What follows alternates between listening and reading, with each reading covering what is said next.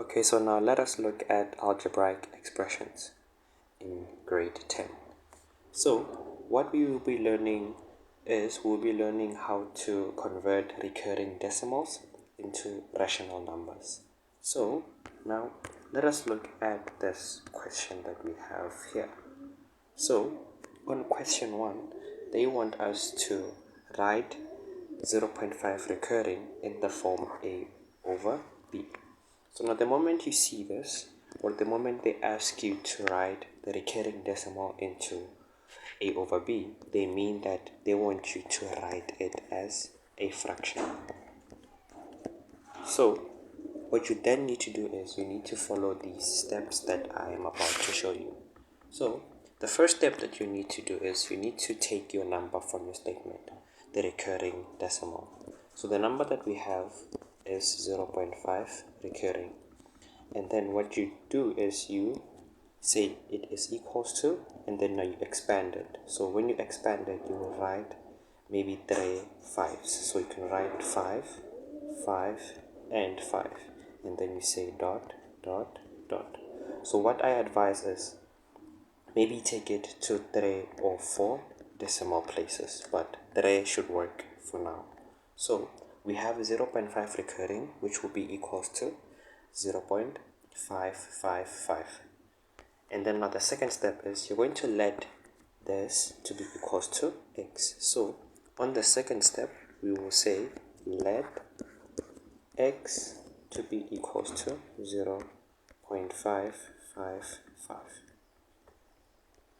And then now these dots here at the end, you need to always show them because it shows that this number still continues going.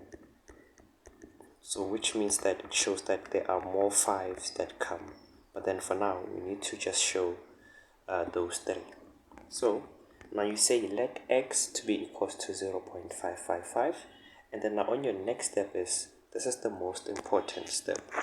So what you see is on your statement, they gave you 0.5 recurring. And this number, it is given to you in a 1 decimal place. So whenever they give you a number on your statement that is in 1 decimal place, what you have to do is on the third step, you need to multiply by 10. But then now if they give you a number that has 2 decimal places, you need to multiply by 100. And then when they give you a number that is in 3 decimal places, you need to multiply by 1000. So for now what we have is they gave us this number in 1 decimal place. So which means that on our step, what we need to do is we need to multiply by 10.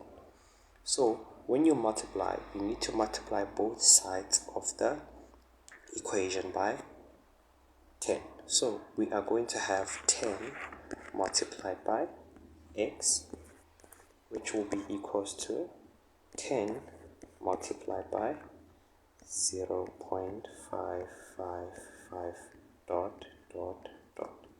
So now 10 multiplied by x, what you get is you get 10x, which will be equals to 10 multiplied by 0.555. It will give you 5.55. So now when you substitute this into your calculator, or when you take the 10 and you multiply it by this, it will give you 5.55. But what I advise is that even though you did substitute it into your calculator, always show those 3 5s and then show that it still continues with these 3 dots. And then now on your next step is you need to look at the 2 equations that you have created. The first question, I meant to say the first equation that you created was this one. And then now the second equation that you have now is this one. So what you need to do is you need to say equation 2 minus equation 1. So what we will have is we will have 10x minus x, which will be equals to 5.555 minus 0.555. Now the main question is, how did we get to this? So like I said, you created the first equation by saying let x to be equals to that number, and then now you created the second equation by multiplying by the 10 here. So the reason we got to this is that the first equation we got x is equals to 0.555.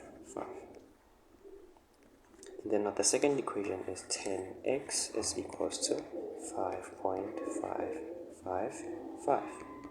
So when we subtract these two equations, what you have to do is whatever expression that you see on your left side, you need to subtract them, and whatever that you see on your right side, you need to also subtract them, which means that we said 10x minus x, which will be equals to 5.555 minus 0.555, and then now 10x minus x, we get 9x, which will be equals to 5.555 minus 0.555. It will give you a value of 5. Now most people get confused with this 9 here.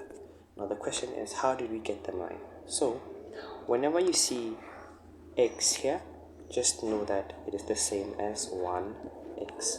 So which means that we had 10x minus 1x.